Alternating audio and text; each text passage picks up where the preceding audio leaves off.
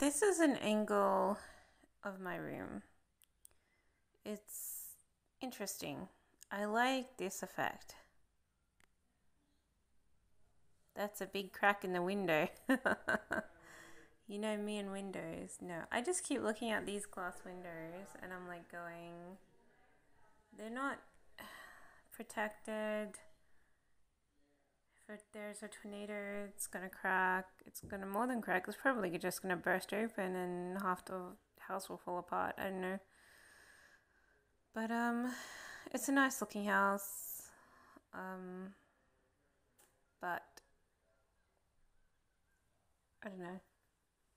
I was spending more than half the night last night thinking about moving, and then you go to look at real estate and it's like there's so many places, but I'm really sad that I don't really find the kind of place that I want. I mean, at the moment, maybe next year there'll be more lower prices, but at the moment it's like you're looking at around 320, 350 for a house, and I'm like, well, I don't want to pay that much.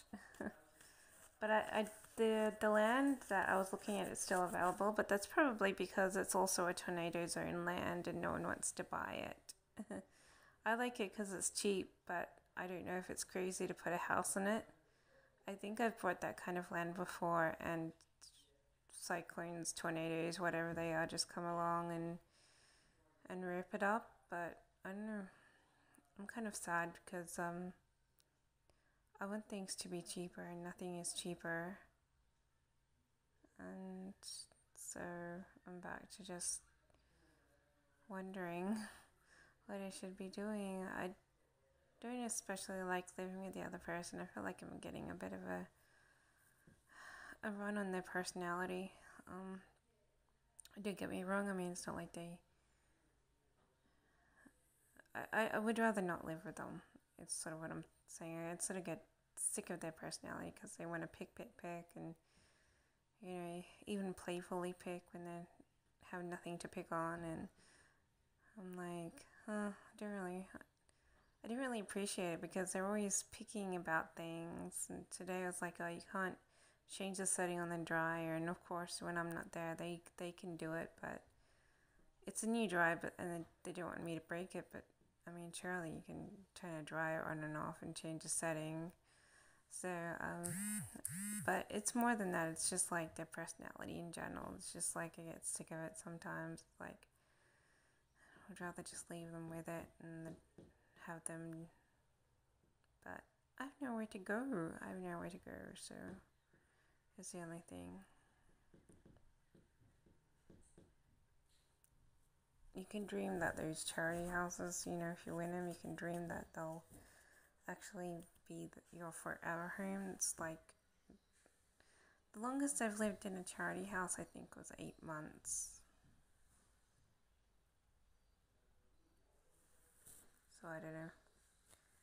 But I was kind of depressed today because my first house cost me a lot of money, and I wish I had never lost it. I wish I had never bought it or lost it, and I lost a lot of money and I've never recovered it. And when I did recover it later, the government took my money, set up in a fake abduction ransom and took my money. And then it's like every other thing I've been given that's like expensive, the government's taken it. So, and I've been left without anything. So, I didn't really feel very positive towards money or the government or housing. I mean, I'm trying my best to look out for cheap houses, but like I said, it's nothing's that cheap. Hardly anything's that cheap. And so I've been down in blue today. I've been sad.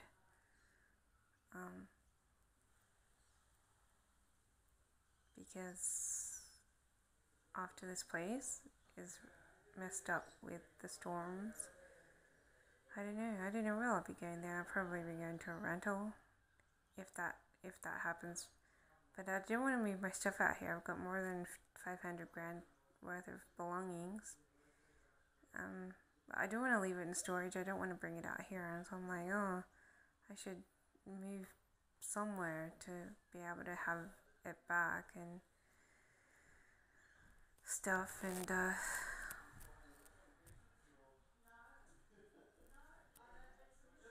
And then I'm sad because I missed out on a cheap house. I had put it on my faved list, and I was like, I didn't inspect it or anything, and I was like, I wish I had, because nothing else is cheap. And then I would have all my belongings. I can start again.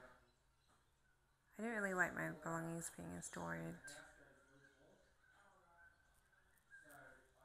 But anyway.